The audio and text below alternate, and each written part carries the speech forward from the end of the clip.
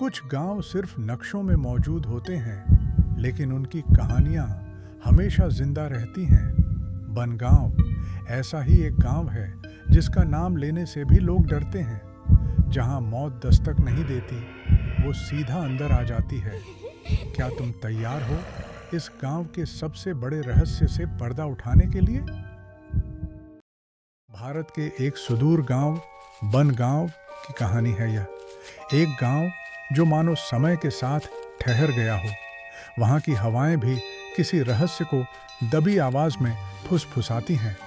गांव के बाहर एक घना जंगल है जहां जाने की हिम्मत कोई नहीं करता। रात के अंधेरे में वहां कुछ अजीब हरकतें होती हैं।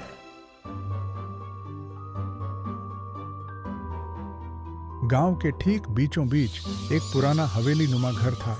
उसकी खिड़कियों से हमेशा अंधेरा झांकता और कहते हैं कि वहां किसी आत्मा का वास था। जो भी उस घर में गया कभी वापस नहीं लौटा। गांव की सबसे बुजुर्ग महिला दादी सरस्वती हमेशा चेतावनी देती थीं, उस घर से दूर रहो वरना वो तुम्हें ले जाएगी। लेकिन नई पीढ़ी ने कभी उनकी बातों पर ध्यान नहीं दिया। 5 दोस्तों रवि, अर्जुन, सीमा, नेहा और मोहित ने सोचा कि यह सब अंधविश्वास है। उन्होंने तय किया कि वे उस घर में एक रात बिताएंगे। दरवाजा चरमराते हुए खुला।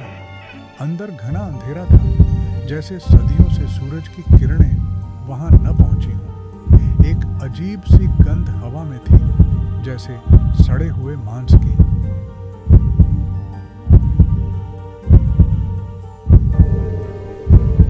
सीमा ने अचानक महसूस किया कि किसी ने उसके कंधे पर हाथ रखा।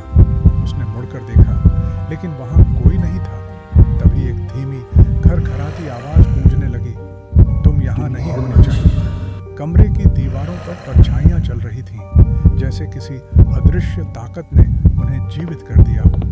धीरे धीरे वे पास आने लगी। उनके फुसफुसाने की आवाज अब कानों में गूंजने लगी। अर्जुन ने एक पुराना शीशा देखा। उसमें उसकी परछाई नहीं दिख रही थी, लेकिन कोई और था। एक महिला उल्टे घूमे सिर के साथ जो उसे घूर रही थी।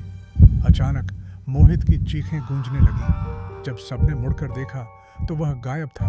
बस जमीन पर उसके खून के धब्बे थे। एक पुरानी किताब मिली जिसमें लिखा था कि यह घर एक तांत्रिक का था जिसने यहाँ काली साधना की थी। उसकी आत्मा आज भी नए शिकार की तलाश में है।